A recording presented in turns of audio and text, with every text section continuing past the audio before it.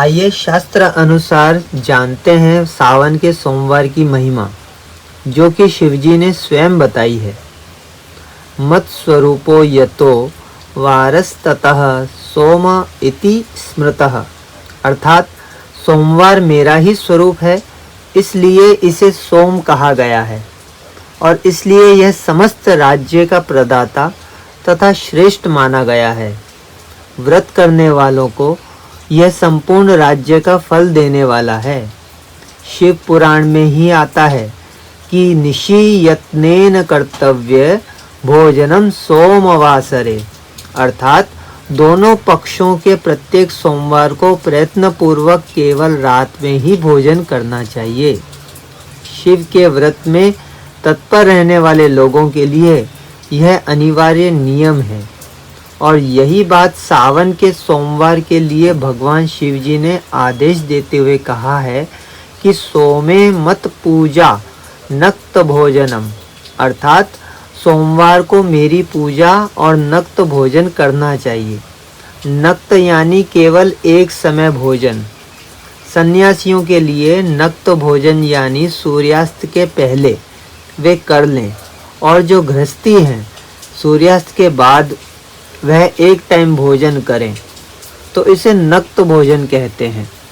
स्कंद पुराण के ब्रह्मखंड में आता है कि प्रदोष आदि गुणों से संयुक्त सोमवार के दिन शिव पूजा का विशेष महत्व है।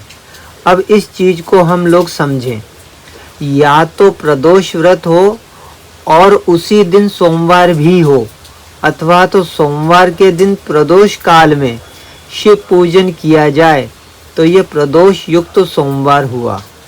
प्रदोष काल सूर्यास्त के समय को कहते हैं।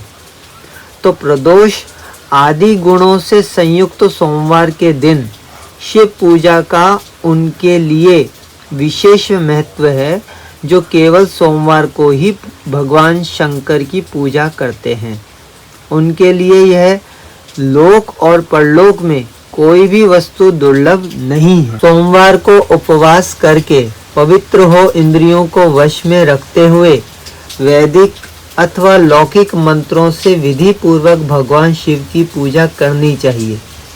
हमको यदि मंत्र आदि नहीं आते हो तो केवल ओम नमः शिवाय यह मंत्र बोलते हुए भी हम पूजन कर सकते हैं।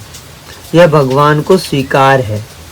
ब्रह्मचारी, गृहस्थ, कन्या, सुहागिन स्त्री अथवा तो विधवा कोई भी क्यों ना हो, भगवान शिव की पूजा करके मनोवांछित वर पाता है। शास्त्र प्रमाण है कि यह सोमवार का व्रत भगवान श्री कृष्ण ने भी किया था। कृष्णेन चरितम पूर्वम सोमवार व्रतम शुभम, इसका अर्थ है कि पूर्व काल में श्री कृष्ण ने इस मंगलकारी सोमवार व्रत को किया था। तो सावन के सोमवार का व्रत आप लोग कीजिए और लाभ लीजिए। यह पौराणिक प्रमाण है।